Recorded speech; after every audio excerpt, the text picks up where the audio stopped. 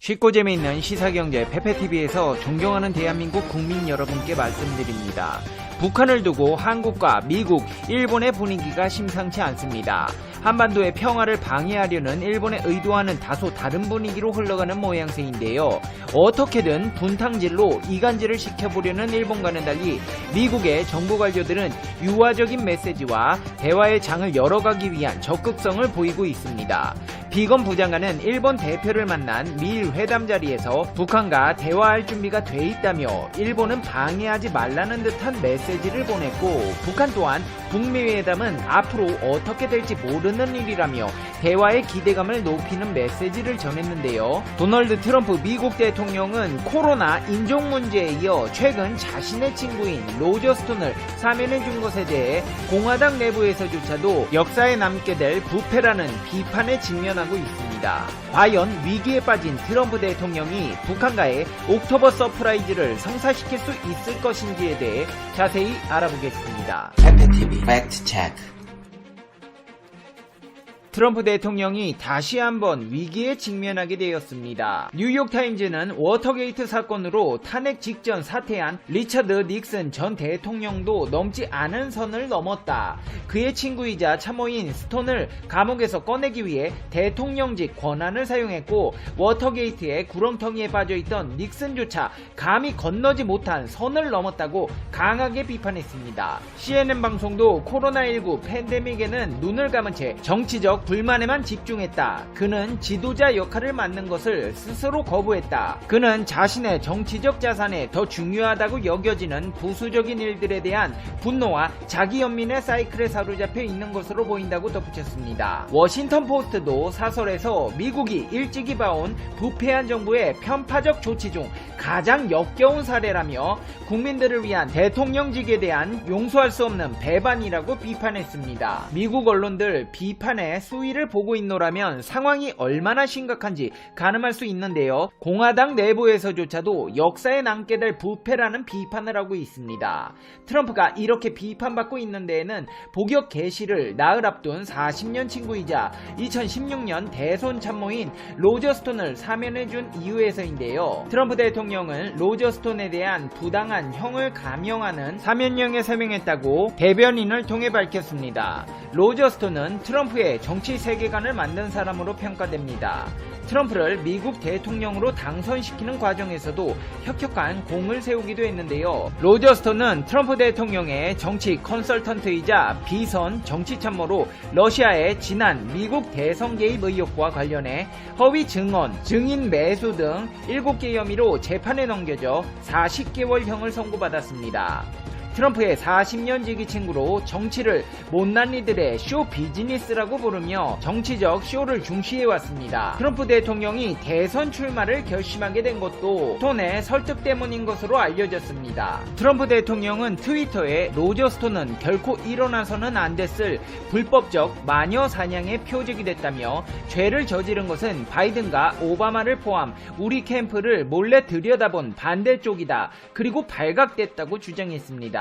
실제로 트럼프 대통령의 이 같은 결정은 막대한 파장을 불러오고 있습니다. 윌리엄 바 미국 법무장관은 트럼프 대통령이 사법부의 업무를 마비시켰다면서 사임을 고려하고 있는 것으로 알려졌고, 민주당은 트럼프 대통령의 결정을 법치를 모독한 행위로 규정하고 마피아 두목, 무소불위의 대통령이라고 평가했습니다. 트럼프 대통령은 자신에게 쏠린 정치적 시선들을 분산시키기 위해서라도 로저 스톤에게 배운 정치적 쇼를 써먹을 가능성이 높습니다. 트럼프 행정부의 최대 업적으로 평가받는 경제조차 상황이 안 좋아지고 있고, 코로나의 인종 갈등, 사면 문제까지 불거져 가만히 있다가는 남은 임기조차 어떻게 될지 모르는 상황이기 때문입니다. 트럼프 대통령이 꺼낼 수 있는 카드는 많지 않습니다.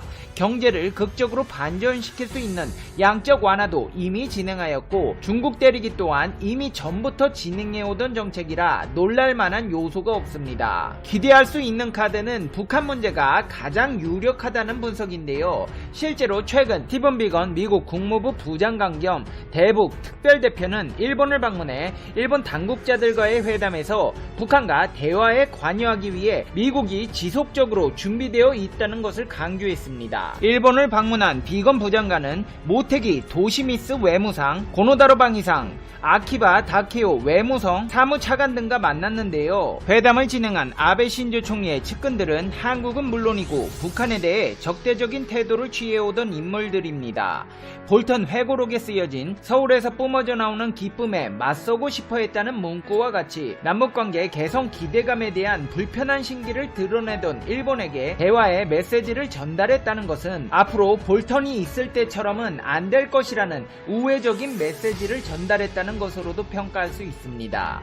이뿐만이 아닙니다. 마이크 폼페이오 미국 국무장관 역시 고위 지도자들 사이의 만남을 언급하며 북한과 대화를 이어나가길 바란다고 말했습니다. 폼페이오 장관은 외신 기자들과 한 전화간담회에서 미국 대선 전에 3차 북미 정상회담 개최 가능성에 대한 질문에 나는 우리의 상대방과 진행 중인 대화에 대해 말하고 싶지 않다. 우리는 정상회담보다 낮은 수준에서든지 아니면 고위 지도자들이 다시 모이도록 하기 위해 적절하고 개최하기 유용한 활동이 있다면 북한과 대화를 계속할 수 있기를 매우 희망한다고 말했습니다. 그러면서 누가 어떻게 할지와 타이밍에 대해서는 오늘 말하고 싶지 않다고 했습니다. 폼페이오 장관은 북한에 관해 트럼프 행정부가 북한의 전략적 위협에 대해 진지한 대화를 하는 관여정책 접근법을 취해왔음을 주목할 만한 가치가 있다며 우리는 북한이 확산을 줄이고 근본적 대화를 하도록 납득시키는 의무를 진지하게 받아들였다.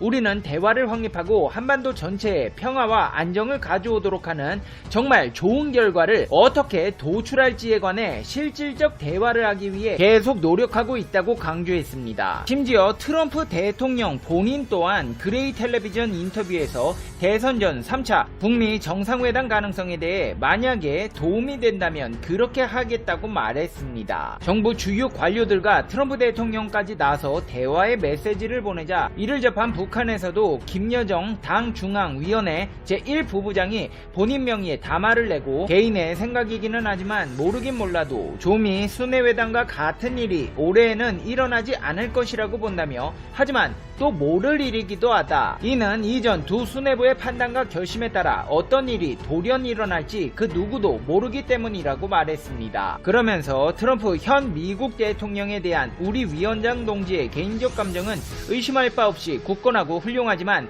우리 정부는 현 미국 대통령과의 관계 여하에 따라 대미 전술과 우리의 핵 계획을 조정하면 안 된다며 김정은 위원장 동지는 트럼프 대통령의 사업에서 반드시 좋은 성과가 있기를 기원한다는 자신의 인사를 전하라고 했다고 말하는 등 김정은 위원장과 도널드 트럼프 미국 대통령의 친분을 강조하기도 했습니다. 미국과 북한의 화해 무드가 조성될 조짐이 보이자 일본에서는 발등에 불이 떨어졌습니다. 일본 아베 신조 정권은 적기지 공격 능력 보유를 정당화할 근거를 마련하기 위해 북한의 위협을 부각하는 양상이었는데요. 북한과 미국이 이런 식으로 나오게 된다면 전쟁이 가능한 국가로서의 개연도 명분을 잃어버리게 될 것이기 때문입니다. 고노방위상은 외교 방위위원회에 출석해 북한이 신형 미사일 개발 등으로 공격수단을 다양화, 강화하고 있다. 북한이 미사일 방어망을 돌파하기 위해 낮은 고도에서 변칙적인 궤도로 비행하는 미사일 개발을 추진하고 동시에 여러 발을 쏘는 포화 공격 능력 향상을 도모하고 있다고 분석했다며 어떻게 대응할 것인지에 대해 온갖 카드를 테이블 위에 늘어놓고 논의할 필요가 있다. 앞으로 5년 정도는 이지스함이나 지대공 유도 미사일 패트리엇으로 미사일 방어를 수행한다고 밝힌 바 있습니다. 고노방 이상이 북한의 위협을 강조한 것은 아베 정권이 탄도 미사일을 요격하는 방어 체계인 이지스 어슈어 배치 구상을 백지로 돌리고 적기지 공격 능력 보유 문제를 논의 중인 가운데 억지력 확보의 필요성을 부각하기 위한 것입니다. 게다가 일본 정부는 이지스 어슈어 계획을 단념한 미사일 방위를 보완하고자 해상 자위대의 이지스 구축함을 2척 정도 늘려 정미사일 요격 임무를 담당하도록 하는 방안을 추진 중이라고 밝혔습니다. 방위성 계획으로는 이지스함은 2020년도 중에 8척 체제를 완성합니다. 하지만 이런 아베 신조의 계획들은 북한의 위협이 전제가 되어야 하지만 미국과 북한의 대화가 시작된다면 일본의 군사력 보강은 그 명분을 잃게 되어 국제사회로의 비판에 직면하게 될 것입니다. 페페TV 시청자 여러분은 어떻게 생각하세요? 페페TV는 여러분의 생각이 궁금합니다. 댓글로 여러분의 생각을 남겨주세요. 그러면 여러분 오늘 하루 행복한 하루 되세요. 당신은 소중하니까요. 다음 영상에서 봬요. 안녕.